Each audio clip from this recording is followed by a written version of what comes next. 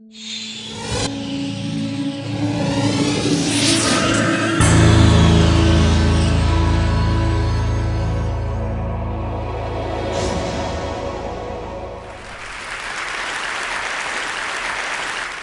public, do we long ago observed, is constituted through discussion and debate.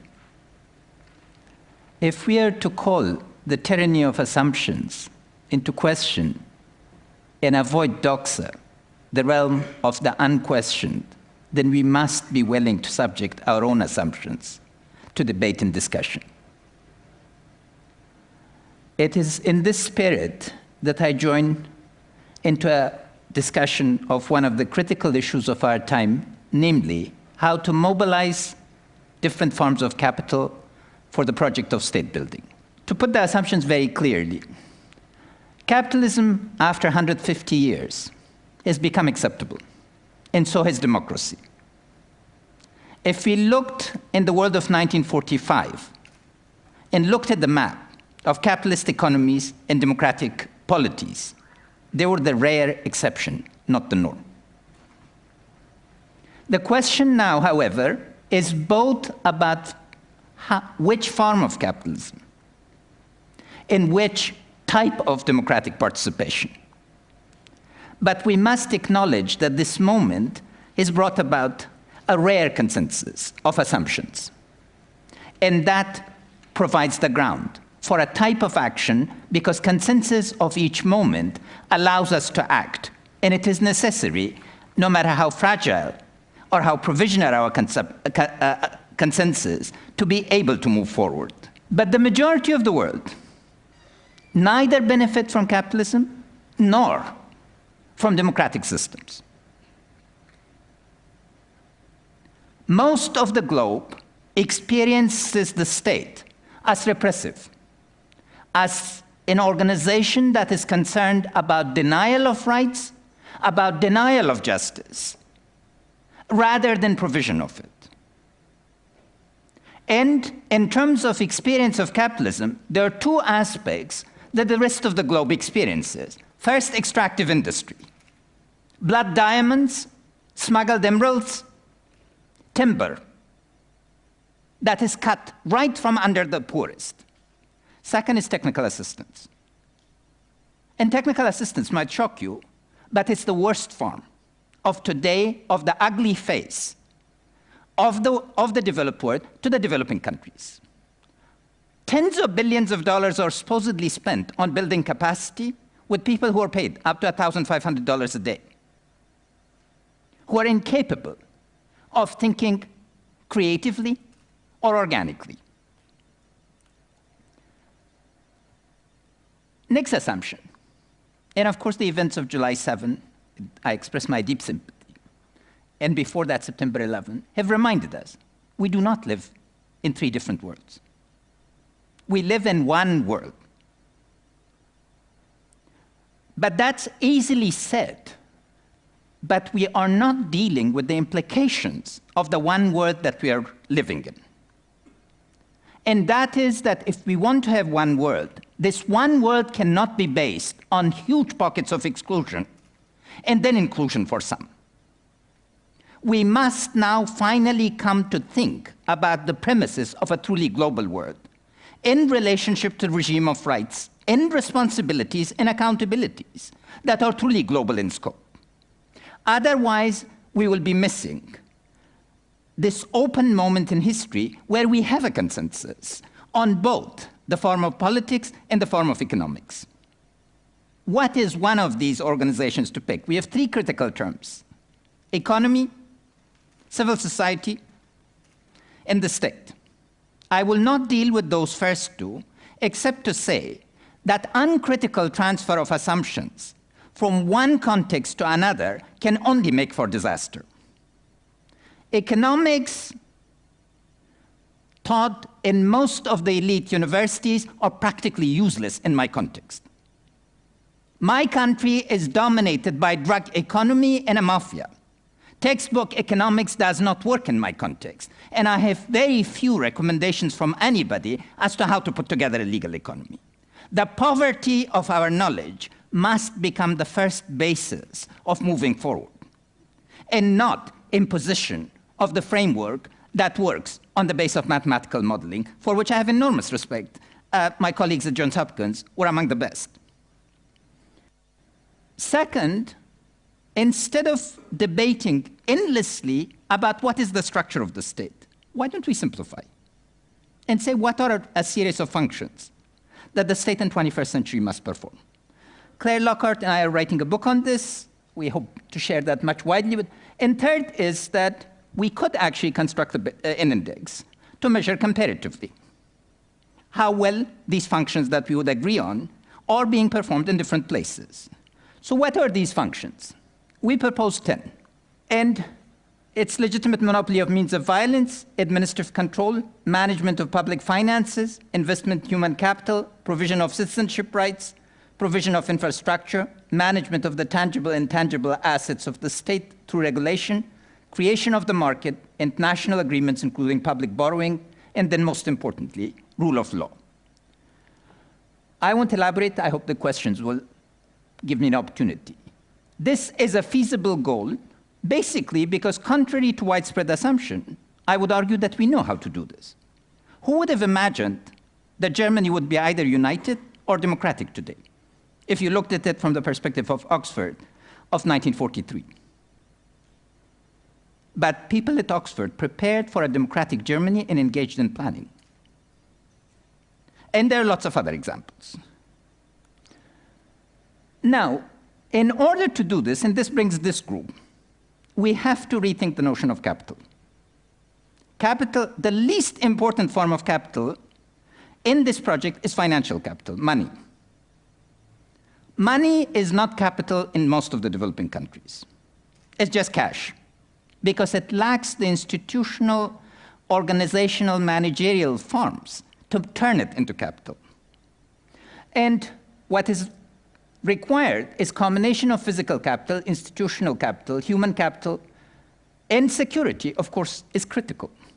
But so is information. Now, the issue that should concern us here, and that's the challenge that I would like to pose to this group, is, again, it takes 16 years in your countries to produce somebody with a BS degree.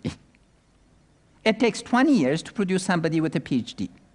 The first challenge is to rethink fundamentally the issue of the time. Do we need to repeat the modalities that we have inherited? Our educational systems are inherited from the 19th century. What is it that we need to do fundamentally to re-engage in a project that capital formation is rapid? The absolute majority of the world's population are below 20, and they are growing larger and faster. They need different ways of being approached, different ways of being enfranchised, different ways of being skilled. And that's the first. Second is, you're problem solvers, but you're not engaging your global responsibility. You've stayed away from the problems of corruption. You only want clean environments in which to function. But if you don't think through the problems of corruption, who will? You stay away from design for development. You're great designers, but your designs are selfish. It's for your own immediate use.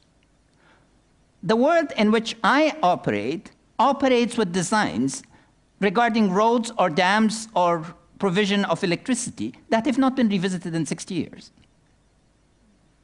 This is not right. It requires thinking. But particularly what we need more than anything else from this group is your imagination. To be brought to bear on problems the way meme is supposed to work. As the work on paradigms long time ago showed, Thomas Kunitz's work, it's in the intersection of ideas that new developments, through breakthroughs, occur. And I hope that this group would be able to deal with the issue of state in development and the empowerment of the majority of the world's poor through this means. Thank you.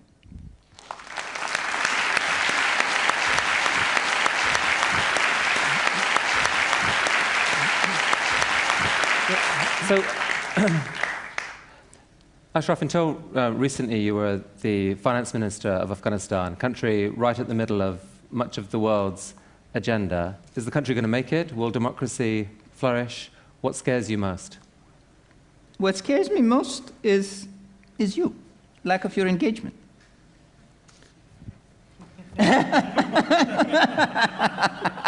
You ask me, I always give the unconventional answer.